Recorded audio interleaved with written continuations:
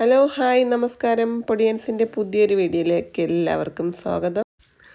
പ്രതീക്ഷിക്കാതെ ഇന്ന് കുറച്ച് വരിക്കച്ചക്ക കിട്ടി. അതുകൊണ്ട് ഇന്നൊരു ചക്കയപ്പം ഉണ്ടാക്കാമെന്ന് വെച്ചു. ഇതിനായി നമുക്ക് ഇനി വേണ്ടത് വട്ടയിലയാണ്. ബാക്കിയുള്ള ഐറ്റംസ് ഗോതമ്പ്, ശർക്കര, ഏലക്ക, ചുക്ക് എന്ന എല്ലാ സാധനങ്ങളും വീട്ടിലുണ്ട്. ഇനി നമുക്ക് വേണ്ടത് വട്ടയില. ആ വട്ടയില എടുക്കാനായിട്ട് ഞാനും ചേട്ടനും കൂടെ ബൈക്ക് എടുത്തതാ പോകുന്നു വട്ടയിലുള്ള സ്ഥലത്തേക്ക്. 1 കിലോമീറ്റർ അകലെയുള്ള ഒരു സ്ഥലത്താണ് വട്ടയില കണ്ടിട്ടുള്ളത്. അപ്പോൾ അവിടെ പോയി ചേട്ടൻ വട്ടയിലേക്ക് പറിച്ചു തന്ന് ഞങ്ങൾ തിരിച്ച് വീട്ടിലെത്തി ചക്ക എടുത്തു. അടുത്ത ചക്കയുമായിട്ടൊരു വലിയ യുദ്ധം നടക്കുകയാണ്. അതിനിടയ്ക്ക് ചക്ക വെട്ടിയെടുക്കുമ്പോൾ നമ്മളെ വായിൽ ഒരു ചുള പോകാതിരിക്കില്ല. ഞാൻ ഒരു ചക്കച്ചുളയൊക്കെ തിന്നു. നല്ല മധുരമുള്ള വരിക്കച്ചക്കയാണ്. അടുത്തതായി നമുക്ക് ചക്കയെ ചെറുതായിട്ട് മിക്സിയുടെ ജാറിലിട്ടൊന്ന് അരച്ചെടുക്കണം. ഇനി നമുക്ക് അടുത്ത് വേണ്ടത് ശർക്കരയാണ്. ശർക്കര ചെറുതായിട്ട് ചീവി എടുത്തിട്ട് വെള്ളം ഒഴിച്ച് തിളപ്പിച്ച് കഴിഞ്ഞാൽ പെട്ടെന്ന് അത് ശർക്കര ഉരുകി കിട്ടും. അല്ലെങ്കിൽ നമ്മൾ ഒരുപാട് ടൈം എടുക്കും. അടുത്ത 1 മുറി തേങ്ങ, നമ്മൾ ആവശ്യത്തിനുള്ള തേങ്ങ തിരുവി വയ്ക്കണം. പിന്നെ നമ്മുടെ ഈ ചക്കയപ്പത്തിലെ ഒഴിച്ചുകൂടാൻ പറ്റാത്ത ഒരു പ്രധാനപ്പെട്ട ചേരുവയാണ് ഏലക്കയും ചുക്കും.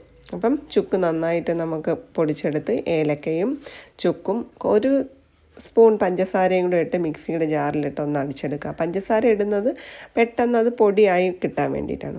ഇനി നമ്മൾ തിളപ്പിച്ച് വച്ചേക്കുന്ന ശർക്കര പാനിയിലേക്ക് നമ്മൾ ഈ ചുക്കും ഏലക്കയും പൊടിച്ചതും തേങ്ങ മിക്സി ജാറിലിട്ട് അടിച്ചതും നമ്മൾ ചക്ക ഒരു വിധം അടിച്ചു വെച്ചിട്ടുണ്ടല്ലോ, അപ്പോൾ ആ ഒരു സംഭവം കൂടെ ഇട്ടിട്ട് നന്നായിട്ട് മിക്സ് ചെയ്തെടുക്കണം.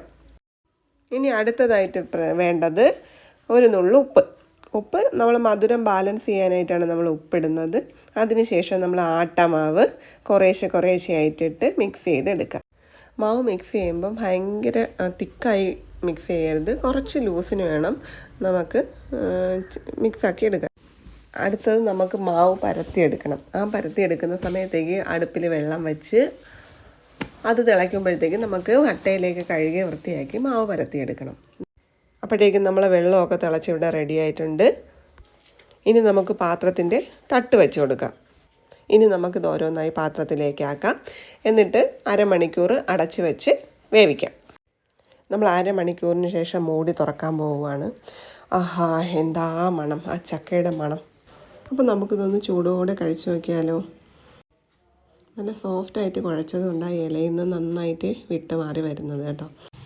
ഇഷ്ടമായെങ്കിൽ എല്ലാവരും ഒന്നുണ്ടാക്കി നോക്കണം. അടുത്ത വീഡിയോയിൽ കാണും വരെ ടാറ്റാ.